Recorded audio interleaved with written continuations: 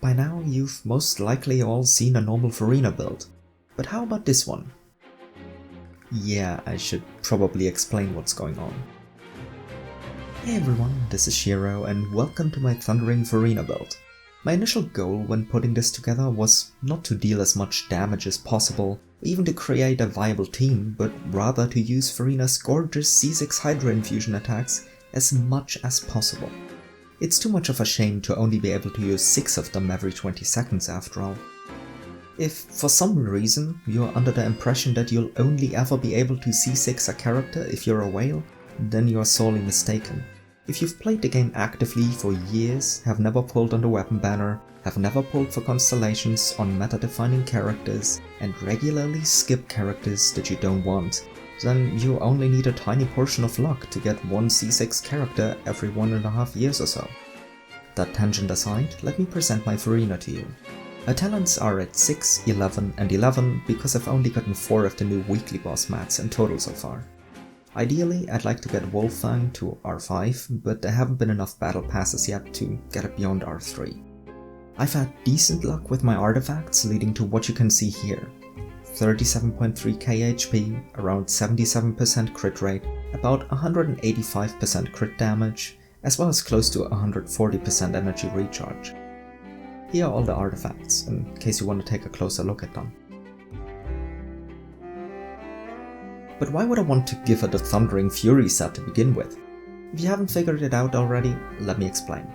Every time that a character equipping this set triggers an elemental reaction involving Electro, their skill cooldown will be decreased by 1 second. This can happen every 0.8 seconds. In other words, I can practically halve Furina's elemental skill cooldown, getting 6 of her C6 Hydro-infusion attacks every 10 seconds. This might look inconsequential at first glance if you're a meta-obsessed player, but like I mentioned before, meta-related considerations are irrelevant to me.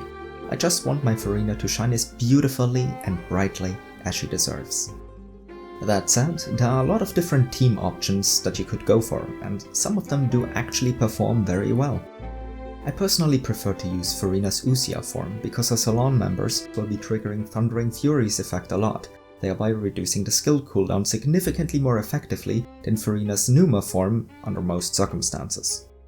There is one team that can somewhat keep up though. Numa Furina, Candace, an Electro unit of your choice, like Fischl or Beidou, and Jean to combat Numa Furina's HP drain. I'd still rather use the Usia Furina's team though. It consists of Furina, obviously, Fischl, Beidou, and Sucrose. You can replace Sucrose with Kazuha if you'd like, but I don't want to or have Kazuha, so that's not an option for me. If someone would like to theorycraft the best possible Thundering Furina team there is, please go ahead. I'd really love to learn about it. But without further ado, let's take the team for a spin, shall we? We'll go in order from easy to hard content. Enjoy!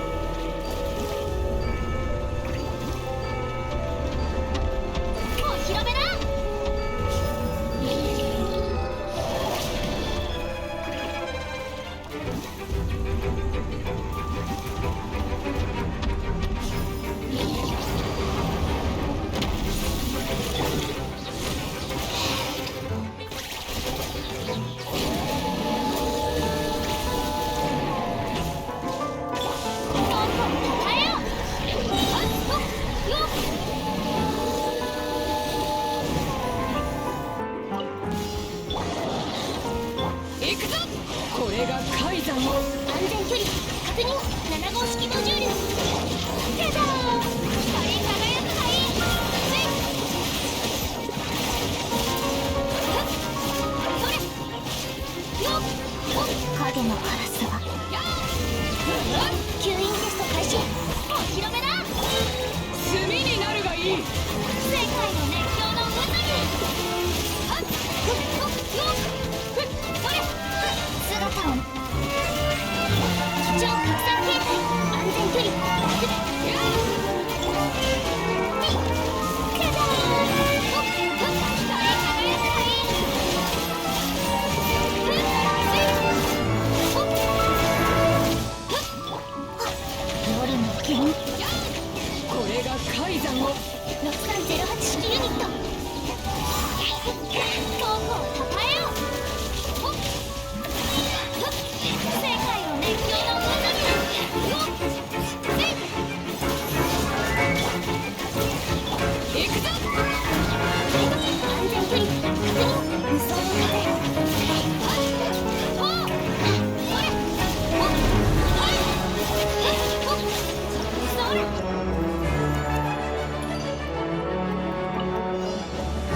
断罪の名に吸引テスト開始。よく見ておけ。お披露目だ。光り輝くがいい。よっふっ止めてくれ。影のカラス。安全距離確認。超拡散形態。恐怖をたたえよ。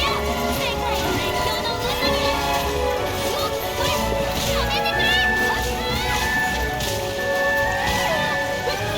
吸引テスト開始。行くぞ。炭になるがいい。よっ止めてくれ。光り輝くがいい。まずいまずい。せいふっと姿を見せよ。じゃじゃーん。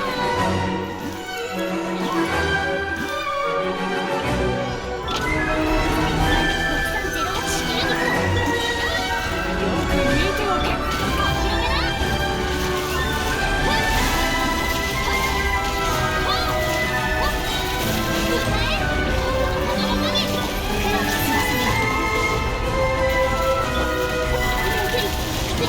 確認。炭になるがいい。超拡散形態。じゃじゃーん。光り輝くがいい。はっほっはっ行くぞ。せいそれ恐怖をたたえよ。ほっ